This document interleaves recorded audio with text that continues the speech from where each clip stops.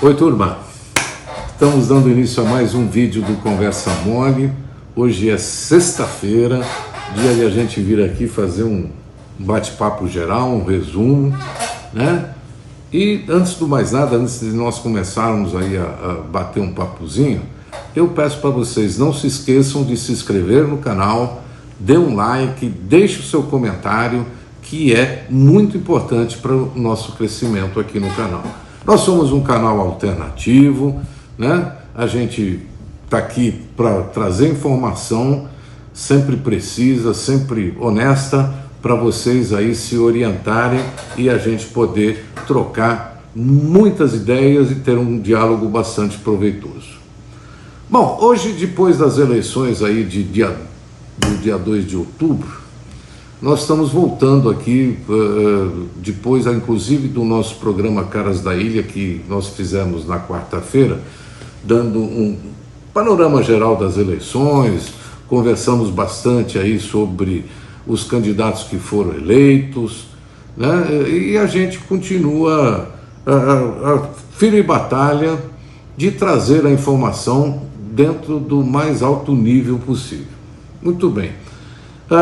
Dentro dos cortes dos Caras da Ilha, nós estamos apresentando aí durante essa semana vários pequenos cortes. Nós falamos sobre a Constituição que fez 34 anos no dia 5 de outubro agora, uma Constituição cidadã, segundo o Ulisses Guimarães. Comentamos bastante a respeito. Eu acho que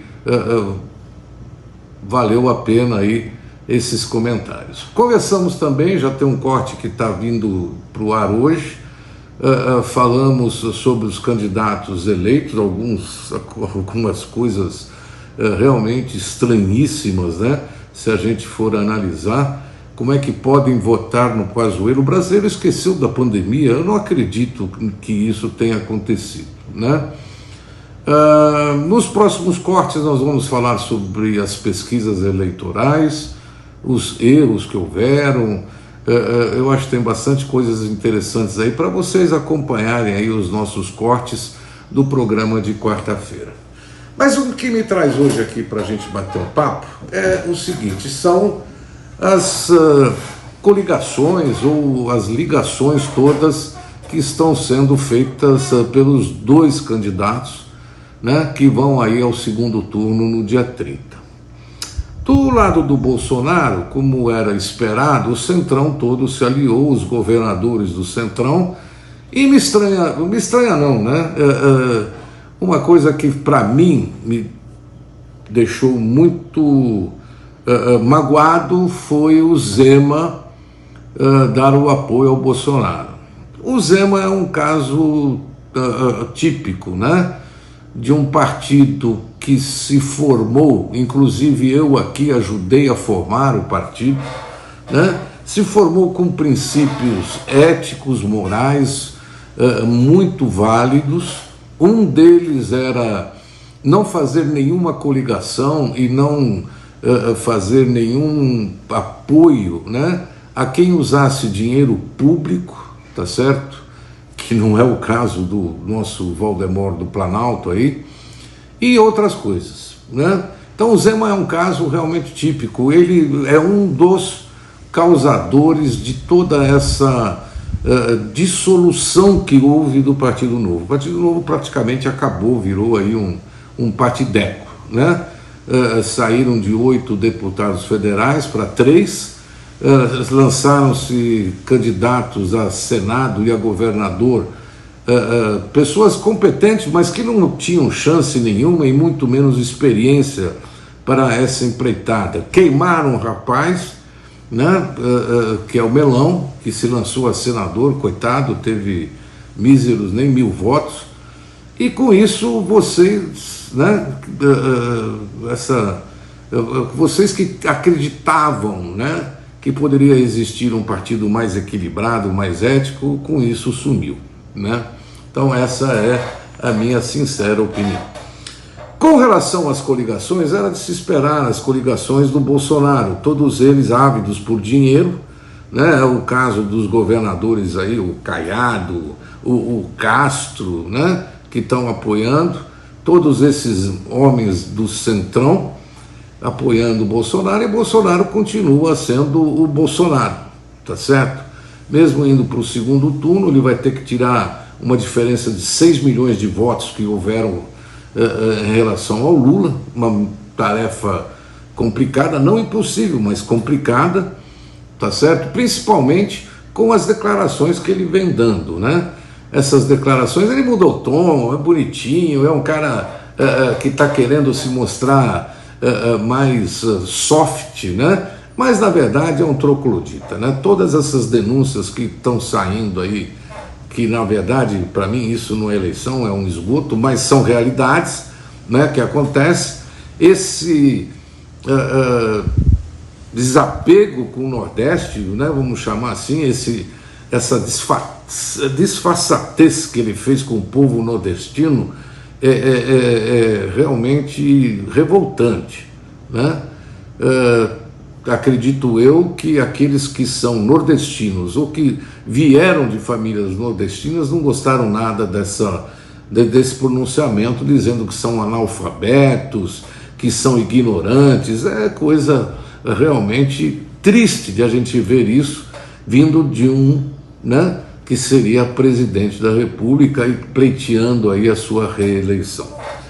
Então, gente, eu não posso deixar de esquecer, e todas as vezes eu vou tocar nesse assunto, tá ok? De que o Bolsonaro foi o grande responsável pela morte dos 700 mil brasileiros pela Covid.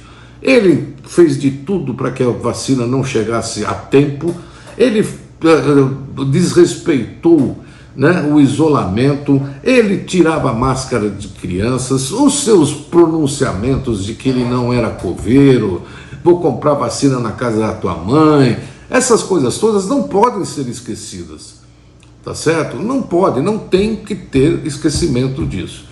E outra coisa também que me chamou muita atenção na eleição, durante a votação, o número de pessoas idosas que não tinham mais necessidade, inclusive, até de votar na fila ali, pegando uma hora e pouca de fila.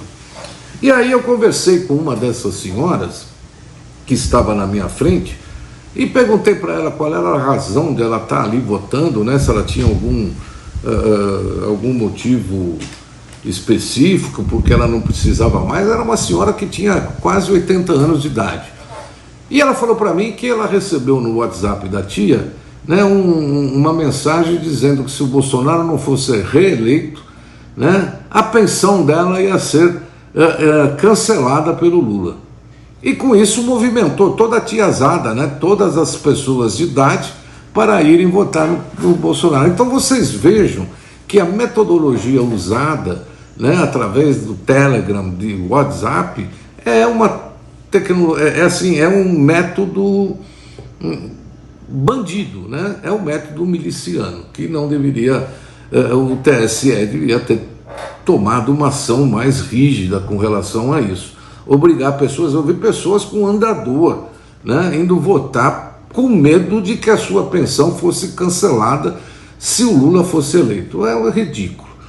Do outro lado, o Lula está fazendo aí as suas coligações também importantes. Vocês vejam que o lado econômico está começando a aderir ao Lula, né? Os criadores do Plano Real todos se associaram a ele, a Tebet, o Ciro naquele pronunciamento meio maluco. Ciro também é outro que se perdeu no seu ego, né?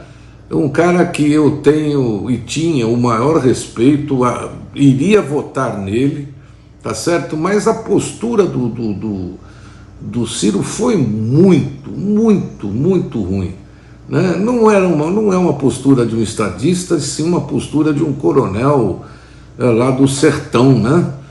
Do Ceará, tá certo? Inclusive perdeu dentro do Ceará o seu candidato a Senado e coisas desse tipo. Mas voltando às coligações aí do Lula, eu acho que o Lula precisa de realmente manter o número de votos, a diferença que ele teve com relação ao Bolsonaro para se reeleger. Apesar de todos os meus senões com relação ao PT, que eu vivo tendo, eu acho que não é o momento de a gente ativar nenhuma chama antipetista ou coisa parecida. Nós temos que trabalhar para tirar esse pesadelo do Planalto, né? Essa ameaça de democracia, né? Ameaça contra a nossa democracia, ameaça a Constituição, tá certo? Que representa o Voldemort, tá ok? Com esse Senado, com esse Congresso que ele tem na mão, ele pode virar um autocrata muito facilmente, tá certo? E não se esqueça, Bolsonaro sempre foi, né, um divulgador, né, digamos assim, um fã incondicional do Chaves. E para nós virarmos Venezuela, é só ele ser reeleito, né? Caminha a passos largos a venezuelização do Brasil com o Bolsonaro ali, diferentemente daqueles que pensam que seria com o Lula. Vocês entenderam? Eu acho que esse negócio aí de comunismo, esquerda, direita tem que parar. Nós temos que pensar numa democracia, tá certo? Nós temos que parar para pensar na capacidade que nós temos de manter a nossa liberdade através dessa Constituição que foi duramente trabalhada por Ulisses Guimarães, tá certo? E mantermos a nossa chama ativa e continuarmos pleiteando, né, a continuidade dos nossos direitos que temos e das obrigações que a Constituição tem com relação ao povo, tá ok? Então, gente, eu continuo aqui manifestando o meu apoio ao Lula no segundo turno, não tenho dúvidas com relação a isso, tá certo? Apesar de não gostar do PT, apesar de não ser fã, mas nós temos que levar em consideração que durante o governo do PT jamais houve ameaça à democracia. Jamais houve um governo voltado à esquerda, né? Ao comunismo, como vocês gostam de falar. O governo do Lula foi um governo extremamente voltado ao social, vocês não podem negar isso, né? Houveram várias conquistas sociais que durante esses 4 anos do Bolsonaro foram sendo eliminadas uma a uma, tá certo? Nós temos problemas gravíssimos para o ano que vem, 2023, graças a essa PEC kamikaze, graças a essas isenções temporárias de impostos. O ano que vem vai ser um ano muito duro para qualquer um dos presidentes, tá certo? Então nós precisamos de um presidente que saiba dialogar, que é o caso do Lula, tá bom? Então, gente, eu peço para vocês, não se esqueçam, inscrevam-se aqui no nosso canal, né? Mandem um comentário, dê um like, dê um dislike, não tem problema nenhum. E estamos aí, estamos juntos. Continuem acompanhando os nossos cortes dos caras da ilha e a gente volta aí a semana que vem para mais um comentário. Tá bom, gente? Um grande abraço, estamos juntos e até lá.